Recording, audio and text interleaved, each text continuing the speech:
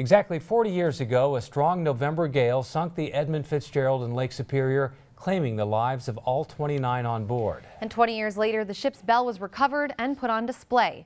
Tonight, in the final part of our series, I took a closer look at the recovery mission and what having the bell really means to surviving family of the sailors. Each year on November 10th, Cheryl Rosman thinks of her father. I can't believe that it's 40 years already.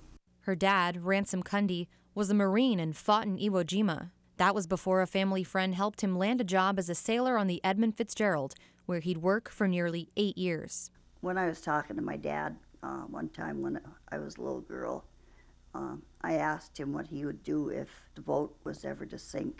And he said, well, you know, Cotton, he said, I'd go down with the boat because I can't even swim.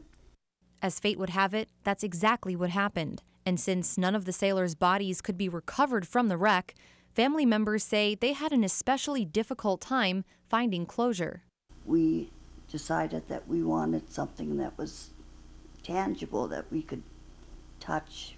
That something was the 200-pound bronze bell of the Fitzgerald, still intact. Tom Farnquist, one of the men who led the campaign to recover the bell, had the rare chance to dive down to the site. Visiting the actual shipwreck itself is really an experience beyond description. I mean, it's in total darkness. You see only what your lights illuminate, whether it's a robot that you're flying or sitting inside the security of a submarine. But the experience is just incredible. You don't want to leave it. You have this reverence. It's quiet. It's dark. You know that there are human remains around. It was during one of those dives that he realized with the right tools, the bell could successfully be recovered. But there was one problem. The ship went down in Canadian waters. After a long process, family members writing letters to the Canadian government, we were granted permission to bring the bell up. The Canadian Navy even brought in a large vessel from Halifax, Nova Scotia to the Fitzgerald site. We put the newt suit down, which is a 1-atmosphere diving suit, who cut the belfry free from the top of the pilot house, and it was raised by a crane on the surface. It sounds pretty mechanically straightforward.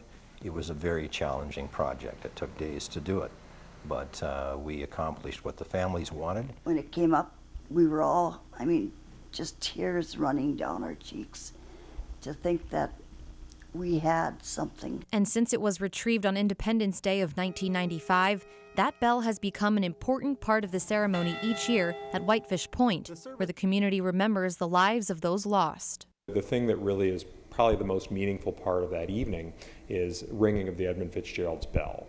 And we ring it 29 times, one time for each crew member that was on the Fitz when it sank, and then we ring it a 30th time for all the sailors that were lost in the Great Lakes. They take the bell out of its enclosure and you can go up and touch it. I've gone up and sat by it, and I usually say a prayer and then you talk to my dad a little bit. Cheryl goes to that service along with other family members each year. But she says the moment that still brings her comfort is when she got to see the bell coming up out of Lake Superior. It was like my dad was alive for a moment, or the Fitzgerald was alive again. It was an experience that I never thought I'd ever have, but I was so thankful for it.